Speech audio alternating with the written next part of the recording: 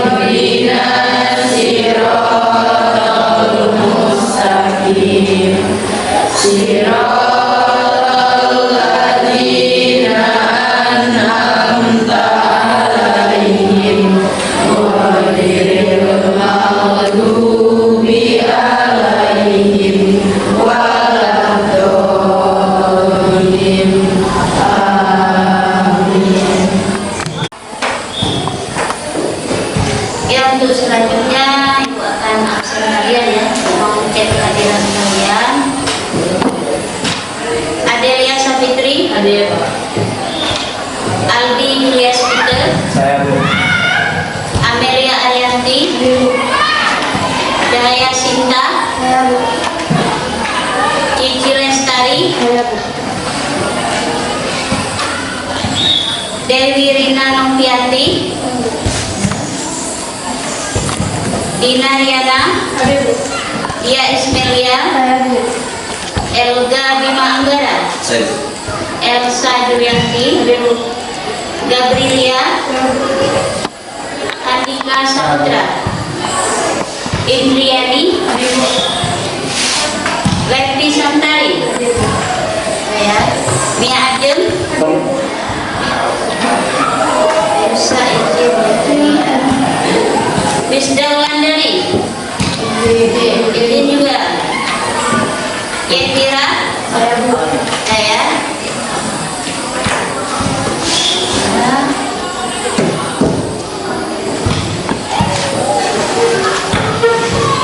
Kemarin sudah Ibu informasikan kepada kalian ya bahwa hari ini tuh kita akan belajar materi tentang eksponen. Udah belajar di rumah? Udah.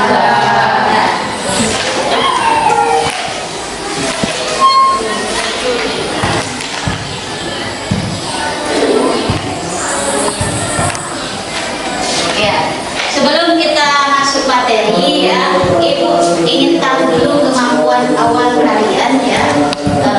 Ada yang tahu tentang perkalian berulang? Tahu tidak?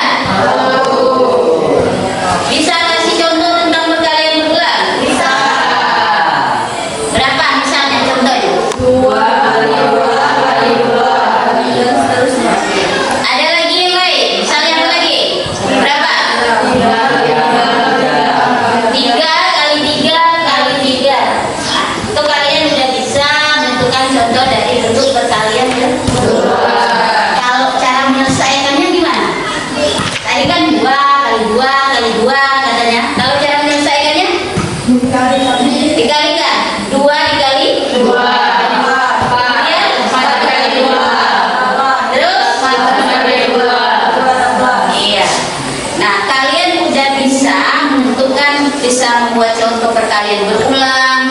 bisa menentukan cara penyelesaiannya, coba sekarang.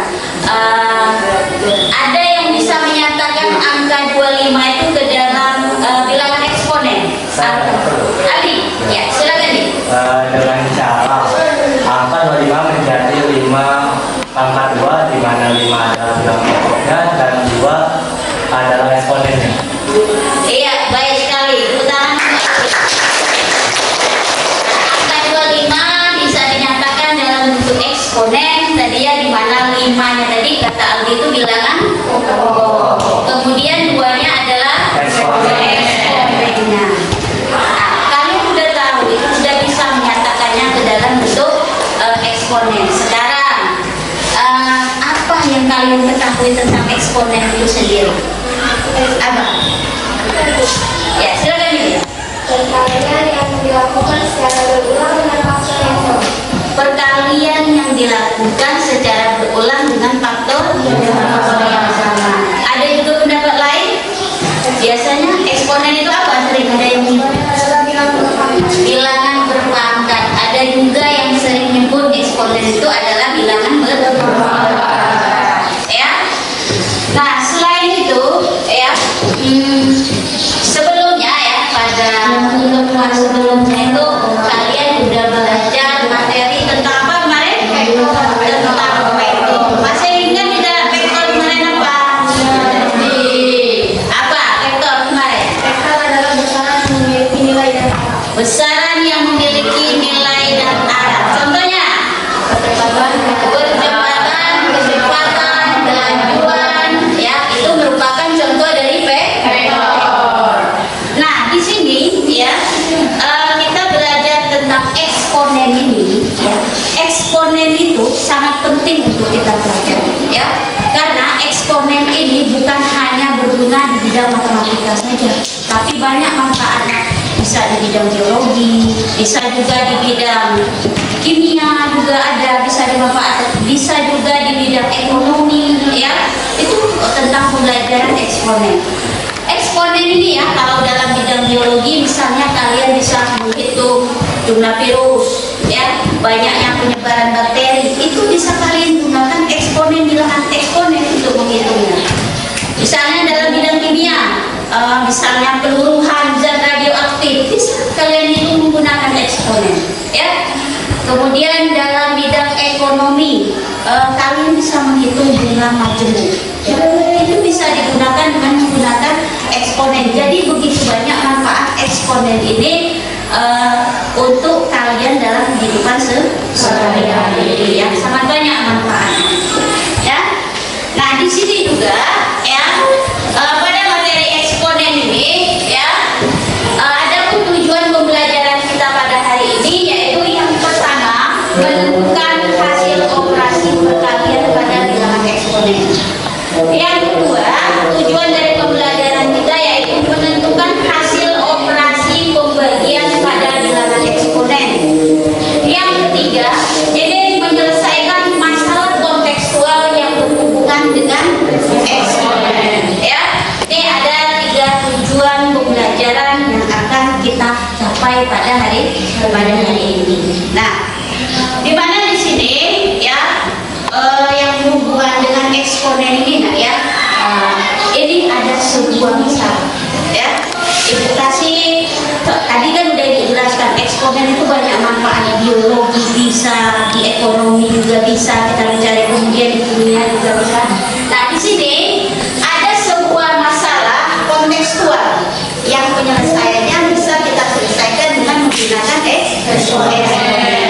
Ini sebuah masalah tentang penyebaran virus. Itu sudah ada di bahan ajar kalian yang udah dikasih kemarin ya, udah dibaca belum? Nah, ini masalah ini silakan kalian baca, kalian pahami,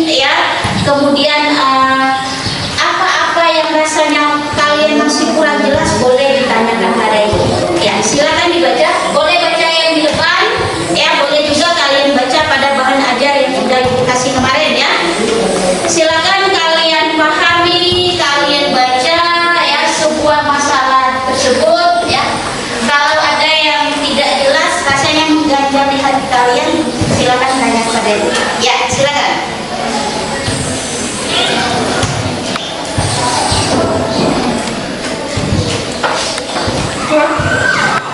Izin bertanya, Bu. Ya, silakan, Pak. Apakah setiap orang yang terkena virus harus didata, Bu, dalam tabel orientasi masalah tersebut? Oh ya, ini ya di sini kan tentang penyebaran virus ya. Nah, ketika kalian ingin mencari fase penyebarannya, pasti harus dijaring, harus didata ya. Setiap fasenya itu harus didata. Tergantung fase yang ditanya itu sampai fase berapa ya. Itu kalau kalian ingin menentukan banyak penyebaran di setiap fase. Setiap fase itu harus ditentukan. Itulah nanti yang menggunakan yang namanya eksponen. Bu, Ya. izin bertanya. Andika, ya silakan ya. Boleh tidak Bu, dalam mengetahui fase penularannya, kami menggunakan tabel untuk mendatanya. Untuk apa tadi? Menggunakan tabel untuk Menggunakan tabel kalian ingin mendata. Ya, Bu. Silakan. Kalau kalian rasanya cara menggunakan tabel itu lebih mudah ya untuk kalian mendata misalnya yang tertular virus fase 1, fase 2 atau fase berapa. Silakan kalau kalian ingin menggunakan tabel. Yang penting langkah-langkah yang kalian lakukan itu sistematis ya, sesuai dengan langkah yang telah diberikan. Ya, silakan kalian identifikasi masalah yang ada. Kalau rasanya masih ada yang rasanya menggajah, silakan ditanya. Enggak, ya silakan enggak. Pertanyaan saya adalah seandainya kami tidak menggunakan tabel dalam menghitung penyebaran setiap fasenya, boleh tidak Bu? Nah, seandainya kalian tidak menggunakan tabel ya, ketika kalian ingin data setiap fase, ya, itu juga boleh. Seperti yang Ibu bilang tadi ya, yang penting kalian itu ketika kalian menentukan setiap fase itu sesuai dengan langkah-langkah yang sudah ditentukan. Mau pakai tabel, mau tidak pakai tabel, silakan. Ya. Mia, ya Mia, silakan Mia. Bagaimana cara untuk mencari orang yang tertular virus di setiap fasenya? Cara mencari orang yang tertular virus di setiap fase. Nah, itu pertanyaan yang bagus ya. Sebenarnya itulah inti yang sebenarnya harus kalian ketahui. Pada saat kalian membaca soal bentuk kontekstual seperti ini, yang kalian harus ketahui adalah untuk mengetahui orang yang tertular di setiap fase, ya. Nah, caranya kunci awalnya itu yang harus kalian tahu, awal penyebaran. Kamu baca benar-benar soalnya awal penyebarannya berapa. Nah, kemudian untuk mencari ke fase-fase selanjutnya itu tidak akan ada kesulitan. Yang penting kamu tahu, oh awal penyebarannya misalnya 4, ya. Nah, itu awal penyebarannya harus benar. Kalau salah di awal penyebaran untuk fase kedua, fase ketiga, fase keempat semuanya akan salah. Itu ya, kalau kalian ingin mencari fase-fase penyebarannya ya. Nah, harus cari awal penyebaran yang benar. Itu ya. Dari masalah ini masih ada yang mau bertanya? Tidak ada. Nah, untuk lebih jelasnya ya,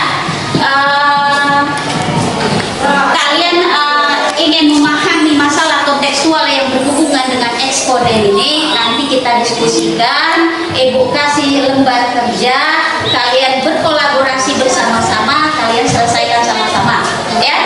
Silakan sekarang kalian bentuk kelompok. Silakan. Seperti kelompok yang udah Ibu bentuk kemarin ya.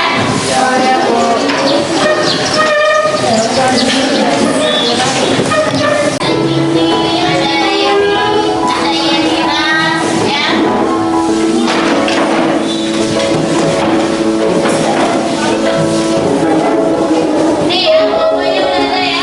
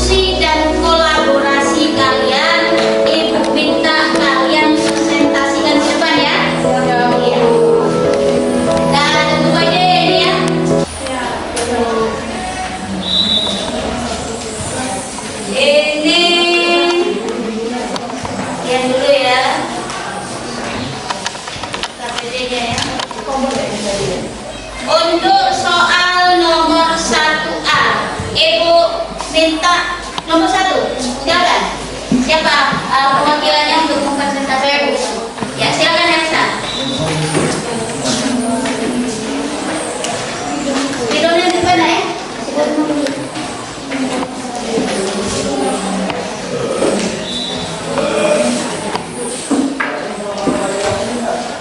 Assalamualaikum warahmatullahi wabarakatuh. Waalaikumsalam warahmatullahi wabarakatuh. Pertama-tama, perkenalkan dulu. Saya Elsa Yulianti, pemakai dari kelompok 1 yang beranggotakan Rebioca, Cilestari, dan Yetira Septiani. Nah, di sini kami akan mempresentasikan soal yang nomor 1A. Dapat kita baca sama-sama di LKPD, seorang membawa virus COVID-19 ke sekolah A.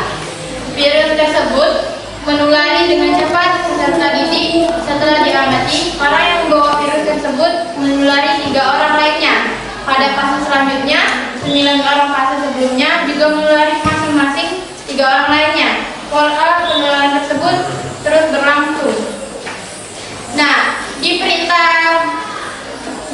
yang A, lengkapilah tabel di bawah ini yang memberikan varian gambaran penularan virus COVID-19 di setiap fase pada fase ke-6. Dapat kita lihat pada tabel terdapat 2 tabel. Ya, yang tabel pertama menyatakan fase penularan.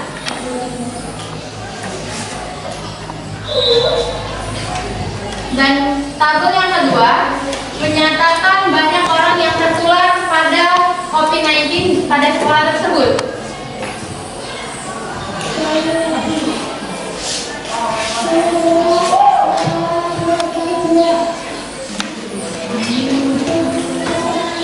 Sekarang kita kembali pada soal, yaitu yang pertama itu setelah diamati orang yang bawa virus tersebut menulari 3 orang, yaitu fase pertama. Dapat kita lihat pada fase pertama itu 3 orang yang tertular pada virus COVID-19. Nah, pada fase kedua 9, pada fase selanjutnya yang kita sebut yaitu 2. Nah, pada selanjutnya itu tertular 9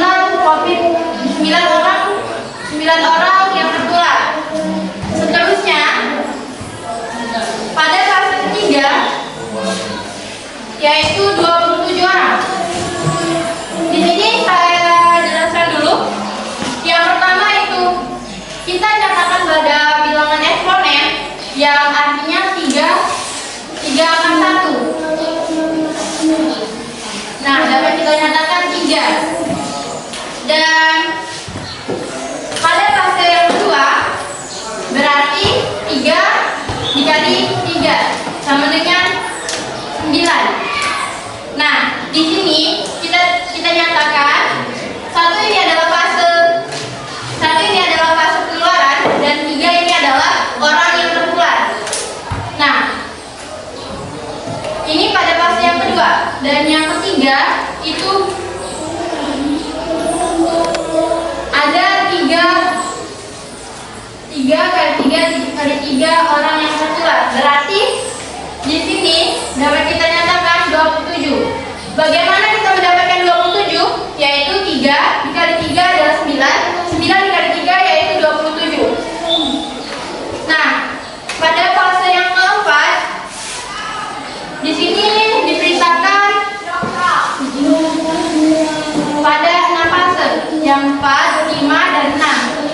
Pada fase yang keempat yaitu 3 angka 4 yang artinya 3 dikali 3 dikali 3 dan dikali 3 lagi. 3 kali 3 9, 9 kali 3 27, 27 kali 3 yaitu 81. Yang selanjutnya fase yang kelima sama seperti menjadi pada fase yang sebelumnya.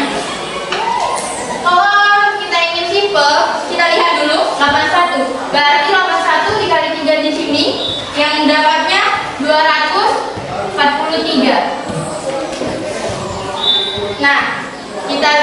Kita buat di sini 243. Sekarang kita mencari pada fase yang ke-6. Fase yang ke-6 sama seperti penyelesaian pada fase yang ke-5.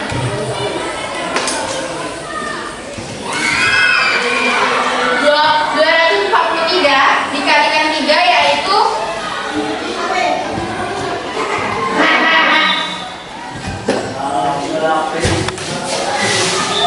dapat kita lihat di sini banyak fase penularannya yaitu 3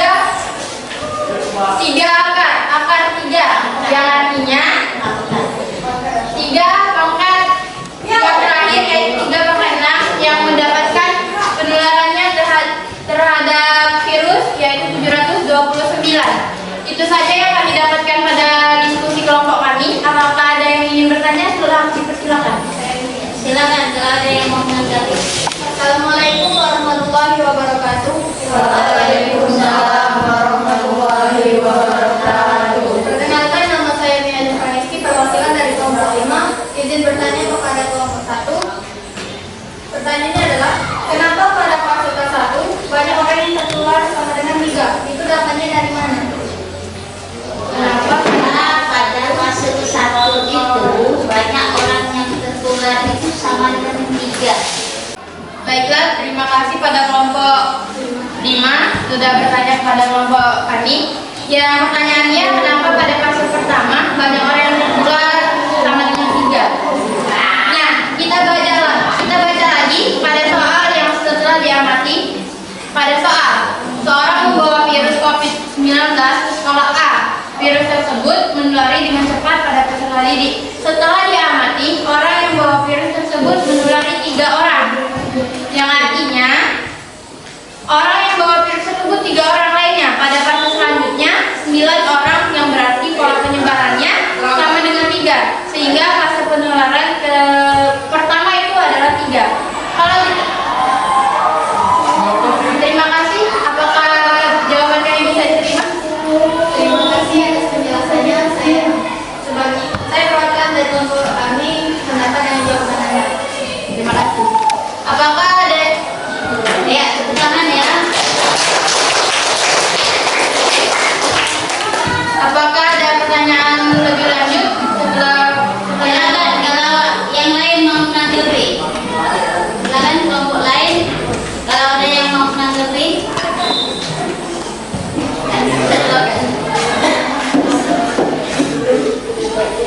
Assalamualaikum warahmatullahi wabarakatuh.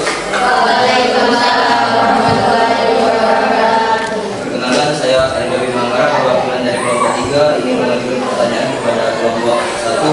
Pertanyaan tersebut yaitu, kalau dinyatakan dalam bentuk eksponen, bagaimana bentuk eksponen? Sekian, terima kasih. Ya, nyatakan dalam bentuk eksponen ya, kan? Nah, kalau kita nyatakan dalam bentuk eksponen, bisa kita buat seperti ini.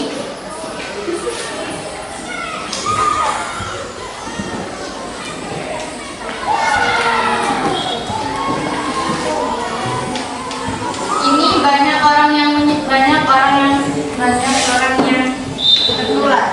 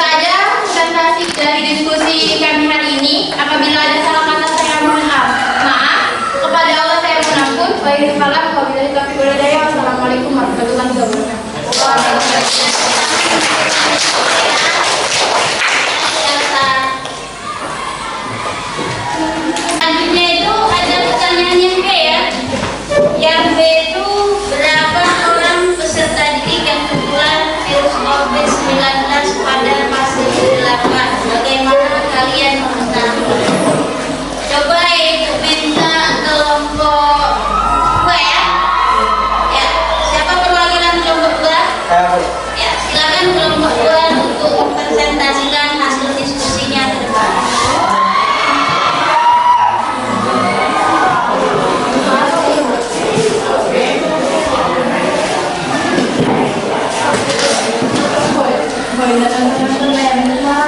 Assalamualaikum warahmatullahi wabarakatuh. Waalaikumsalam warahmatullahi wabarakatuh.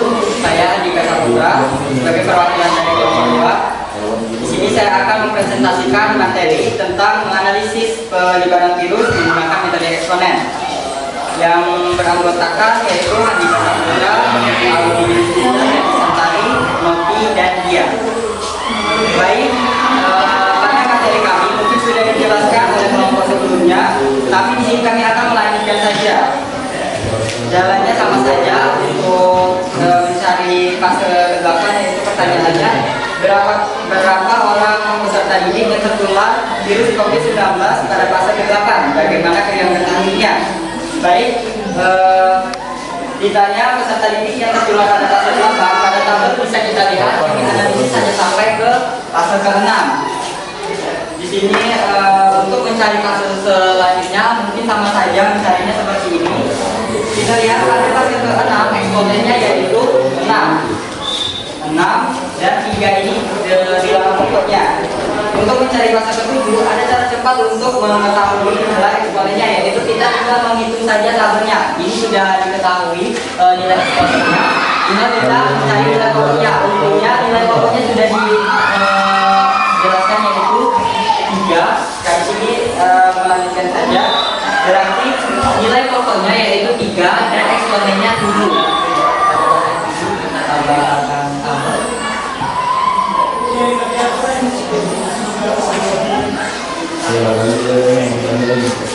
Berarti nilai pokoknya adalah 3 dan 7 adalah nilai eksponennya. Mari sekarang kita buat seperti yang sebelumnya, kali 3 kali 3.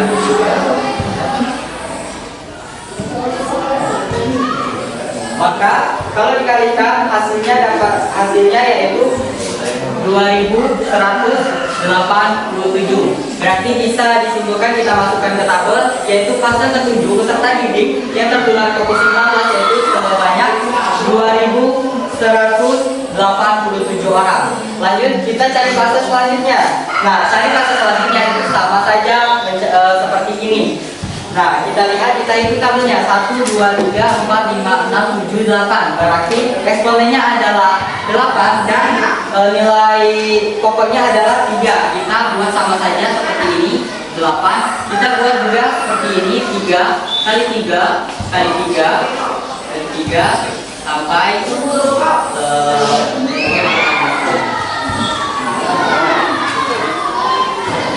maka apabila dijumlahkan hasilnya yaitu 6.561 orang. Bisa disimpulkan yaitu pada fase ke-8 peserta didik yang tertular di COVID-19 yaitu sebanyak 6.561 orang. Untuk mencari fase selanjutnya tentu sama saja, kita menghitung tabel karena sudah tertera di sini eksponennya sudah kita ketahui dan nilai pokoknya sudah kita ketahui yaitu 3. Tapi untuk teman-teman untuk ketahui yaitu ini hanya sebagai contoh saja. Mungkin saja nilai pokoknya bisa kita ganti dengan nilai pokok lainnya. Contohnya 4 pangkat 2, 5 pangkat 7, 6 pangkat 8. Itu tergantung di pertanyaan yang diberikan. Baik, itu dia penjelasan materi saya tentang melanjutkan materi sebelumnya, yaitu apabila teman-teman masih belum paham, silakan mengajukan pertanyaan. Ada yang ingin bertanya? Silakan kelompok lain yang mau memberikan argumen. Kalau masih ada yang kurang jelas, silakan ditanyakan. Tidak ada? Berarti udah paham semua ya? Baik, saya harap teman-teman bisa mengerti mengerti dan bisa menerapkan untuk fase selanjutnya. Baik, di sini saya Andika Saputra. Apabila ada salah kata saya mohon maaf, kepada Allah saya mohon ampun. Saya akhiri, wabillahi taufiq wal hidayah. Wassalamualaikum warahmatullahi wabarakatuh.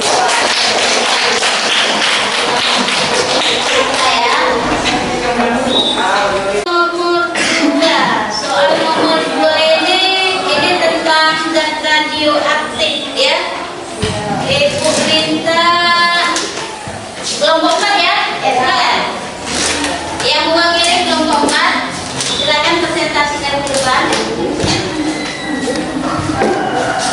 Udah di situ ya. Assalamualaikum warahmatullahi wabarakatuh.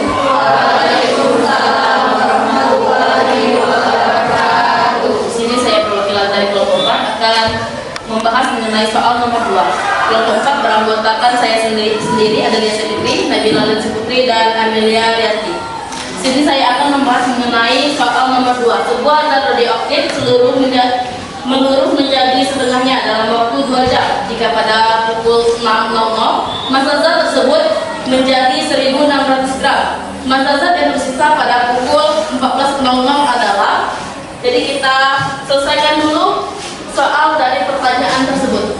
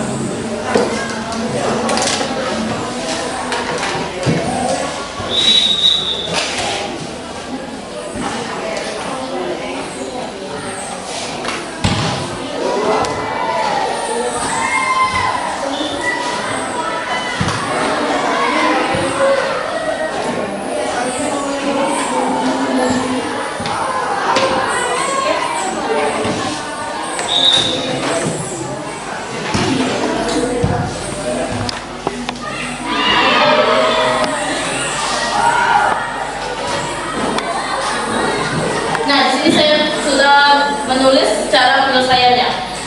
Diketahui itu zat R atau zat radioaktif meluruh setengah dalam 2 jam dan pada pukul 6.00 massa zat 1.600 gram. Ditanyanya adalah massa zat tersisa pada pukul 14.00. Sini kita lihat pada pukul 6.00 yaitu setengah dari fase yang menyeluruh, yaitu bisa kita tulis setengah 80 sama dengan 1 dikali 1.600 dan hasilnya tetap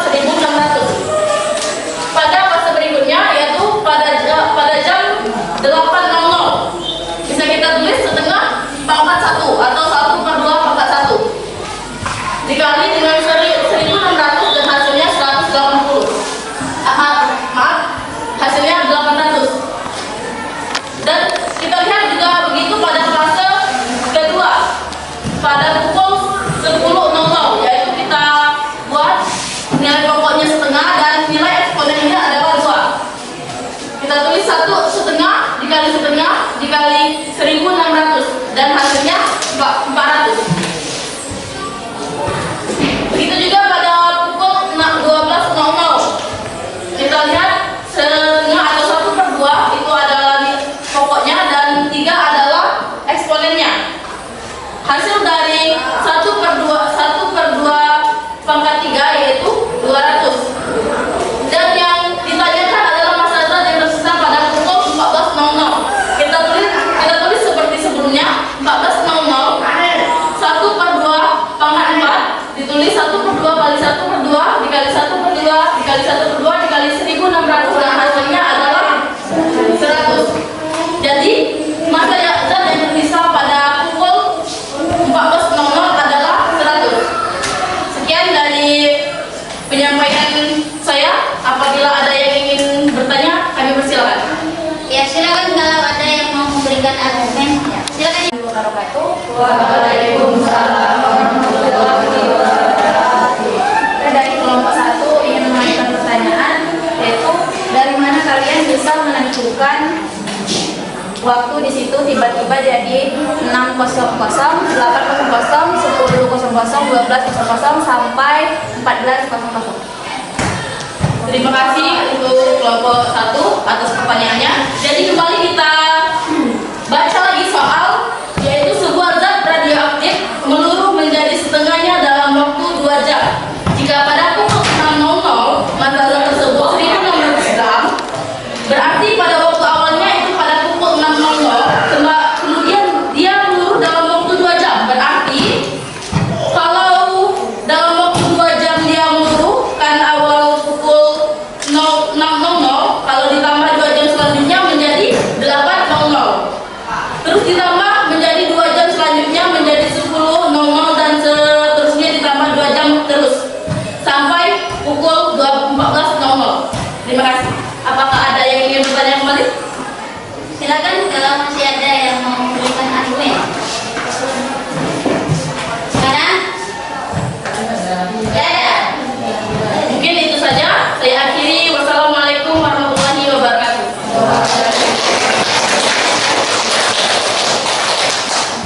Ya. Nah, di sini kalian tadi udah presentasikan ya hasil diskusi kalian ya mengenai masalah kontekstual yang penyelesaiannya tadi menggunakan eksponen. Ya, ini lebih diperjelas lagi ya. Lihat soalnya itu. Nah, yang awal tadi ya, yang pasti ketika kita menjawab soal ya dalam bentuk kontekstual, apalagi soal cerita, itu ya soal cerita itu untuk menjawabnya itu kalian harus pahami dulu soal tersebut ya. Apa ya, soalnya itu kalian artikan dulu ke dalam bahasa matematika ya. Kalian pahami, identifikasi dengan baik, kemudian baru kalian bisa menjawab soal tersebut. Apalagi seperti yang apa tadi, penularan virus ya, kalian harus cari dulu di mana pola penyebaran awalnya, baru kalian bisa menentukan untuk fase selanjutnya, misalnya penyebarannya berapa, fase selanjutnya penyebaran berapa. Intinya pola penyebaran awal itu untuk soal yang nomor 1 tadi ya. Ibu perjelas lagi. Nah, untuk soal yang nomor 2 yang zat radioaktif ya tadi, untuk soal yang nomor 2 itu tentang peluruhan ya, peluruhan zat radioaktif itu juga sama, dia kan meluruh setiap setengah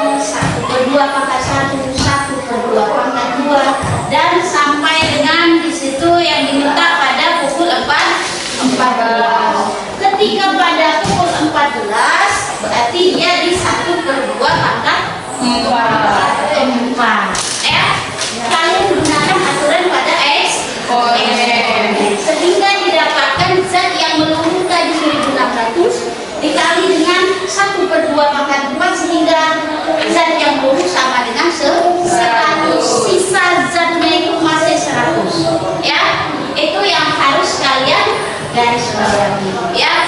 Nah di sini ya, setelah kalian melakukan diskusi, kolaborasi, kemudian kalian sudah mempresentasikan hasilnya ke depan ya, apa yang bisa kalian simpulkan dari diskusi kalian ini? Ya, silakan. Nah, bila ya, sebutkan namanya. Assalamualaikum warahmatullahi wabarakatuh. Waalaikumsalam warahmatullahi wabarakatuh. Perkenalkan, nama saya Nabila Putri. Saya perwakilan kelompok 4 ingin menyimpulkan dari hasil diskusi pembelajaran pada pagi hari ini. Jadi saya dapat menyimpulkan dari hasil diskusi pada pagi hari ini, yaitu untuk menentukan banyak orang yang tertular virus di setiap fase, kita harus tahu dulu pola penyebaran awalnya.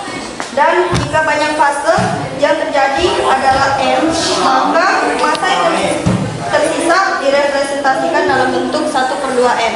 Oke Bu, itu saja. Terima kasih. Wassalamualaikum warahmatullahi wabarakatuh.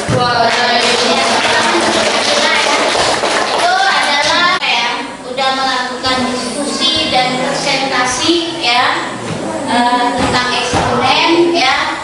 Nah, ini dijelaskan kembali itu masalah materi tentang eksponen ya. Edukasi penguatan kembali bahwa eksponen itu ya, dalam menyelesaikan eksponen tadi kalian menyelesaikan soal visualnya ya. Nah, eksponen itu nanti ada operasi perkalian, ada operasi pembagian ya. Nah, dalam menyelesaikan eksponen ya, dalam operasinya kalian harus paham sifat-sifat yang berlaku pada eksponen itu ya. Biasanya ada 5 sifat yang sering digunakan itu dalam menyelesaikan eksponen. Baca kan pada bahan ajar yang udah edukasi ya. Di situ ada 5 sifat itu ya, bahwa jika A pangkat M dikali A pangkat N, maka untuk menyelesaikan ya operasi pada eksponennya itu berarti A M plus N jumlah. Maka jika pangkatnya itu bisa apa ya? Jika bilangan A bilangan pokoknya itu dikali, maka pangkatnya dijumlah. Ada lagi seandainya sifat yang kedua, jika A pangkat N per A pangkat N, maka penyelesaian eksponennya itu A M min N, berarti pangkatnya atau eksponennya itu dikurang. Sifat yang ketiga, jika A pangkat M N, nah jika ada bentuk seperti itu berarti eksponennya itu M dan N itu dikali A pangkat M dikali dengan N.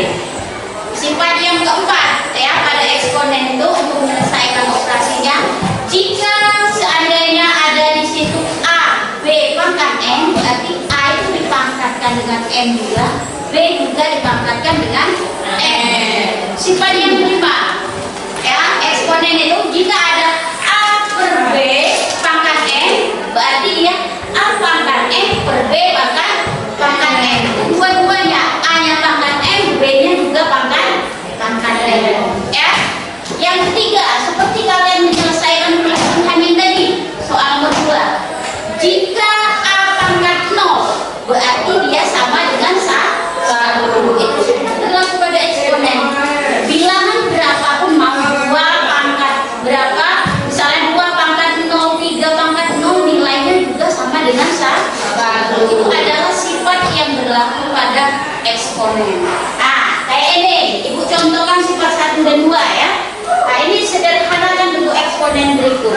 Nah, ini kan bilangan pokoknya A, ini A, eksponennya 2, eksponennya 4. Nah, jika dia bentuk perkalian, maka eksponennya dijumlah 2 plus 4. Hasilnya adalah A pangkat 6. Misalnya ada juga yang bentuk pembagian. Bilangan pokoknya 2 pangkat 7 per 2 pangkat 3. Maka di sini 2, ini eksponennya ini kalau dibagi pangkatnya dikurang ya, berarti 7 dikurang dengan 3 sehingga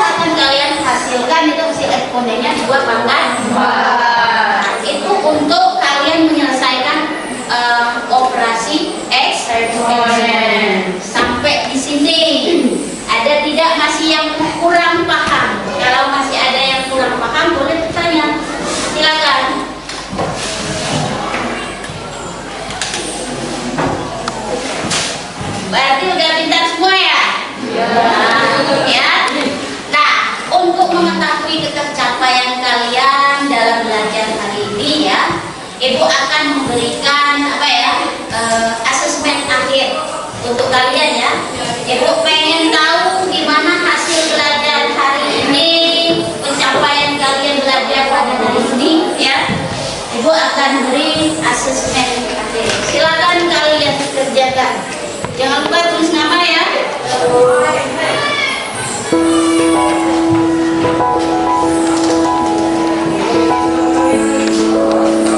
Udah ada semua ya? Yang belum dapat semua ya?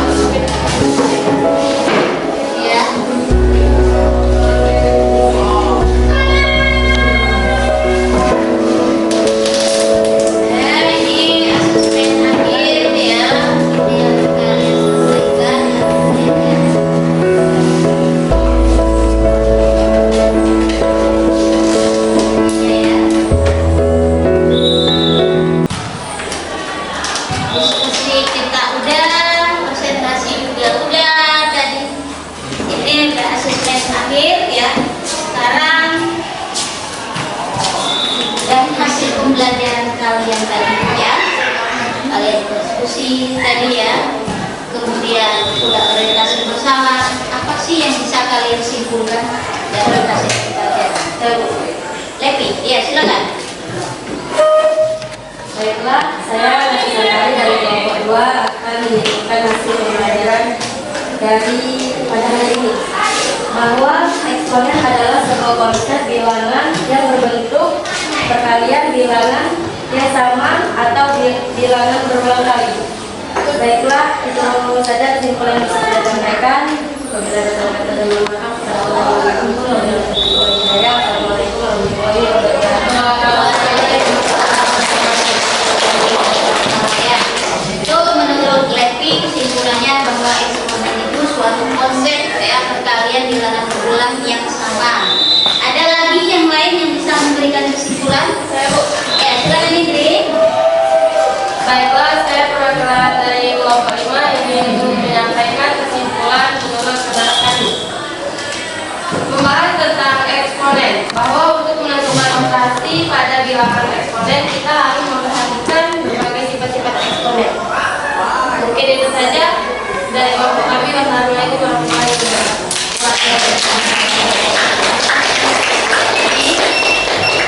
Menurut Indri tadi kesimpulannya bahwa kita dalam menyelesaikan eksponen itu kalian harus tahu sifat-sifat yang berlaku pada eksponen.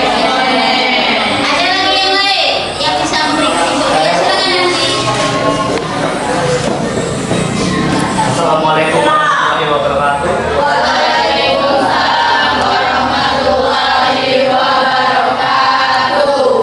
Dari pembelajaran yang kita pelajari tadi, saya memiliki kesimpulan bahwa dalam menyelesaikan eksponen bukan hanya berbentuk operasi bilangan, tapi juga bisa diaplikasikan dalam bentuk kontekstual.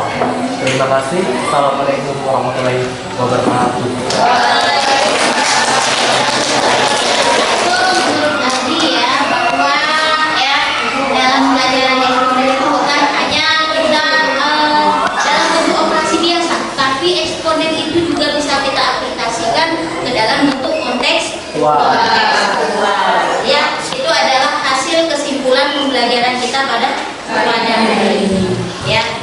Nah, untuk refleksi ya refleksi kita silakan kalian isi link yang sudah kirim di grup kalian, grup kelasnya.